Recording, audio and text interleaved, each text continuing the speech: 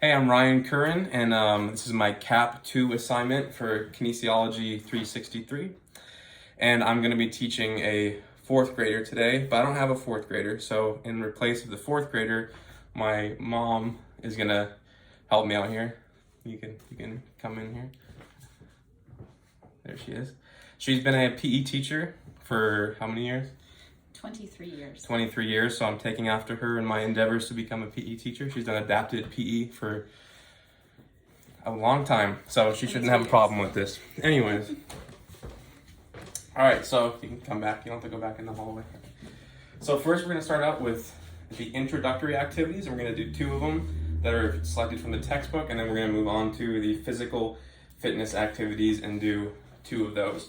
Once again, I'm inside a living room inside, so we're going to have to kind of adapt to that in terms of how much space we have and what the situation is. So she has no clue what we're doing, so this is going to be like I'm actually teaching students for the first time, so this is going to be a good measure if I'm teaching it correctly and to see what her response is. So we're going to start out with an introduction activity called airplanes. This will be funny because you have to, normally the class would pretend to be an airplane and you stick your arms out straight, and then when I say take off, you're going to run around and you're going to do different motions up and down like you're an airplane, like back and forth. And then when I say to land, you're going to land on your stomach with your hands down like this, almost in a push-up position. And then I'm going to have her do a series of push-ups. I'm going to say 3 for each time they land, and then after they do 3, you have to do a push-up, and every time you do a push-up, you have to make a noise like an airplane engine starting, and then you have to get back up and fly around again. So it's time to watch my mom fly around like an airplane. All right, so normally I would probably have kids spread out a little bit, tell them ahead of time not to be running into each other, whacking each other in the face. But okay, here we go. So we'll start off. I'm gonna say take off, and she takes off and she flies around like an airplane, arms around, moving around. She doesn't knock into the Christmas tree. Make sure I'm watching the students, make sure they're moving, no one's being lazy. And then I'm going to say land, and when I say land, she goes down into a push-up position. I have to tilt the iPad here, down into a push-up position. And you're going to do 3 push-ups, 1, 2, and then make an airplane engine noise. And she takes off, and to airplane mode again, she flies around, almost knocks her Christmas tree over. And I'm going to say land. She goes back down and lands. 1, 2, 3. And she's up again. And normally I would do that for maybe about 60 seconds. And one thing I'll say is when the kids go down and do their push-ups, if the kids are a younger grade or struggling to get the push-ups done correctly, they can either go up on a bench, if there's a bench, so you can be up here, and they can do incline push-ups as assistance, or they can use their knees and do knee-assisted push-ups. Depending on what their skill level is, they might have to build up to a full-on push-up, especially in 3rd or 4th grade. Next, we're going to do something called Magic Numbers Challenge. And according to our textbook, it says a teacher issues a challenge like this. For example, 10, 10, and 10.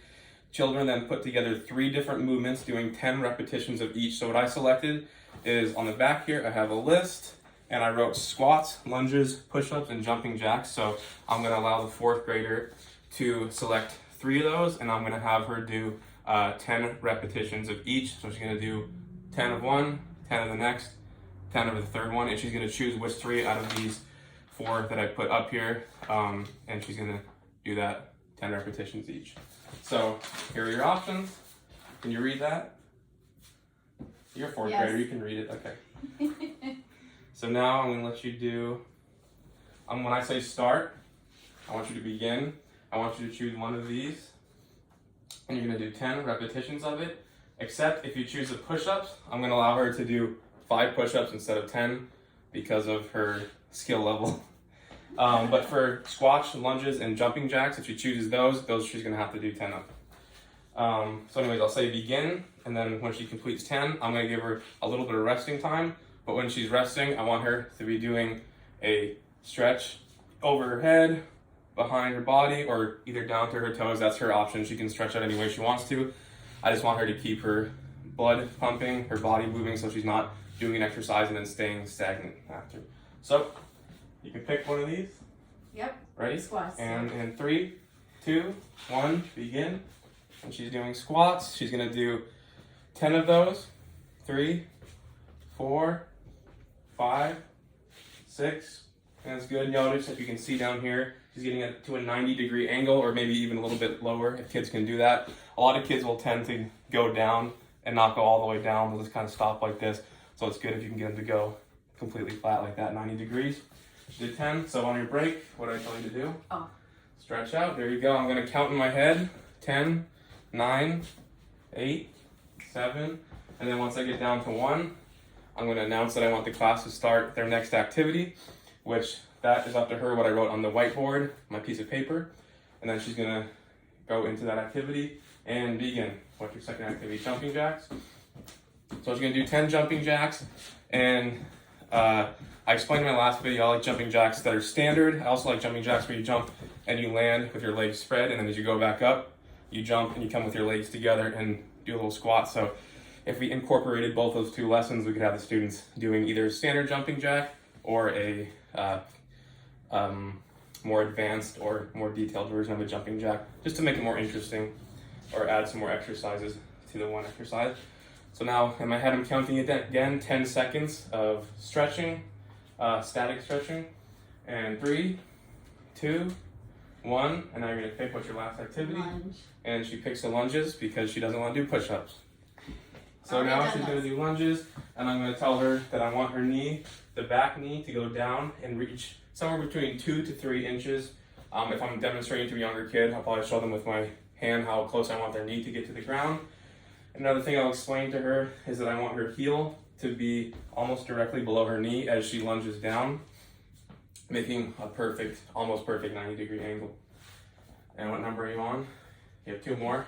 I think 8. 8, yeah. 9, 10. And yeah, I can stretch out.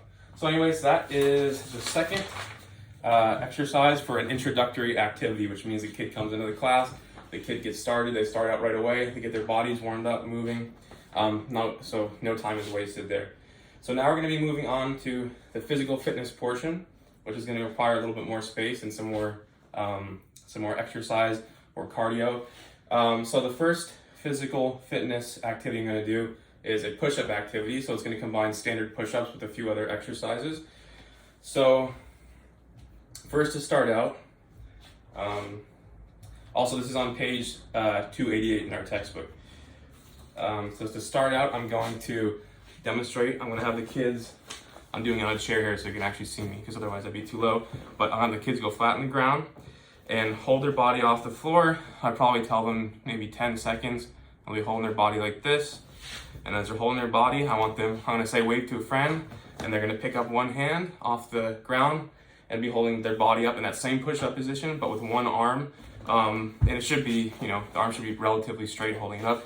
I want them to pick up their hand, wave to a friend, wave to the teacher, and then I want them to alternate, do the same thing with the other hand, wave to a friend, wave to the teacher. And then from there, we're gonna move on to lifting up one foot. So they'll be flat, and they're gonna lift up one foot backwards and hold that up.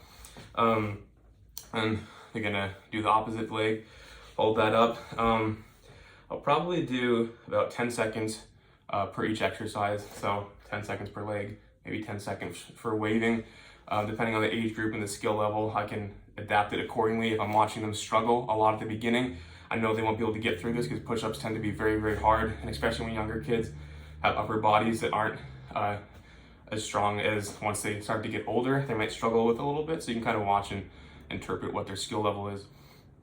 And then from there, I'm going to move on to this fourth step of the push-up activity, which is to pretend that you're a flat tire going gradually flat. So you're going to start up like this, and you're just going to slowly work your way down until you're completely flat and your chest has reached the ground.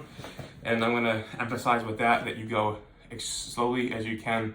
And even if your arms are shaking, which happens to me all the time, that's actually a good thing. So that is going to be an example of a muscular strength and a balance activity, because we're going to be doing a lot of muscular strength, obviously pectoral muscles, biceps, shoulders.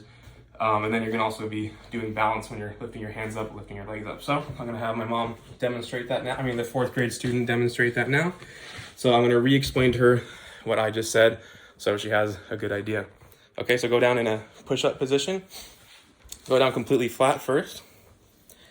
And now the first activity, I'm going to tell you to lift yourself up into a up push-up position. Okay, good. So your back is flat. Good. Feet together, hands a little further than shoulder length apart. That's fine. And now I'm going to say, raise your right hand and wave at a friend across the class. Let's see if you can do it. You might have to kind of lean to the left side as your right hand goes up if you can do it. I'm not able to do that. What's that yoga pose where you actually put your arms straight up in the air? Yeah, so you can do that instead. We'll make that your adaptation or your modification. So that will happen a lot, especially with younger kids or your mom. She won't be able to do a push-up and wave at somebody. So anyway, so right hand up in the air. And now hold it there. We'll do 5, 4, 3, 2, 1. And now switch arms. Left arm up. Oh, that one she can do. Okay, good. She waved to her classmate. And now we're going to move on to lifting up one foot, or actually it would be an entire leg. So put both your feet back. You can take a break if you need to. If not, now lift up your back foot. Good. Hold it there. I'll say 5, 4, 3, 2, 1. Slowly go down. Now bring your right leg up. 5, 4, 3, 2, 1. Now hold up still. Now you're going to slowly deflate like a flat tire.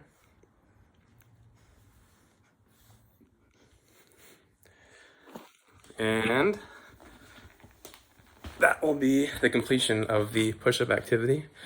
And I probably may or may not, depending on how long it takes and what the rest of the lesson is, have them repeat that a second time, potentially. Now we're going to move on to the fourth and last exercise, which is a second physical fitness exercise, which are both health related. So we're going to move on to a jump rope routine. They fall into the cardio and flexibility topics, and they're on page 293. So what I'm going to do here is I'm going to do the same thing with push-ups, where we start as a push-up as a basic position or workout, and then we're going to build other exercises and movements from the use of a jump rope. So it's not just going to be traditional jump roping. So what I would do is, for the first step, I have a jump rope here, but I'm not actually going to do it. I'm going to just mimic the movements, because otherwise I'd break and shatter stuff. But I would have the kids start off, and I would have them just do a normal jump rope motion for 30 seconds. A lot of the kids, some of them actually jump rope all the time. They're way better jump ropers than I am. They're more advanced, so they can do one foot, they can do the loops. If they want to do that, that's completely fine. Some kids will still be learning, and so if they need to take time just to do one flip and then jump, whatever they need to do to help out and learn or to teach themselves. So I'll do that for 30 seconds. They continue that exercise for 30 seconds. And then I would have them take the same rope, place it on the floor, like so. And then I would give them the option of either doing 2-foot quick jumps back and forth, which is a locomotor skill, going back and forth over here, back and forth. They can do 2 feet at a time, or they can do one step. And then I have them work up the speed a little bit, go quick, and I'd have them do that for 30 seconds. Or if they're a little bit tired from the last one, I would allow them to do lunges over the jump rope, turn and do a lunge back over the other jump rope, making sure they're alternating legs, not just doing the same leg over and over again. A lot of kids will keep doing the right leg, the same step. You have to remind them right leg first, and on the next one, left leg, and then keep alternating right, left, right, left. And then from there, we're going to lie in the back. They're going to hold the jump rope towards the ceiling. So pretend I'm flat, hold the jump rope towards the ceiling, and I'm going to say lift one leg up. They're going to take their leg, and as far as they can bring it up, they're going to lift it towards the jump rope and hold it there until I say alternate and drop the leg. They'll drop the first leg, hold the jump rope up, straight at if they're on the floor, they'll be straight at the sky or the ceiling. And then they're going to bring their next leg up all the way so they can touch the jump rope, or as close as they can get. And then we're going to return back to the jump roping for 30 seconds. They're going to jump rope for 30 seconds. And so it's kind of a little circuit where they're repeating certain activities, and jump roping is the basis of it. It's really good cardio, super tiring. And then I would probably end up with doing, depending on if I feel like they've been worked out enough or not, maybe doing a couple push-up variations or animal crawls or walks over the jump rope, and then maybe end with another 30 seconds of jump roping, but that might definitely be enough for that age group without having to put in those last few exercises. So anyways, I'm not gonna be able to demonstrate that because that's gonna take a long time, and I'm already at my 15-minute limit. And I'm sure she's happy that she doesn't have to go through all that. Anyways, thanks for watching, and enjoy your Thanksgiving.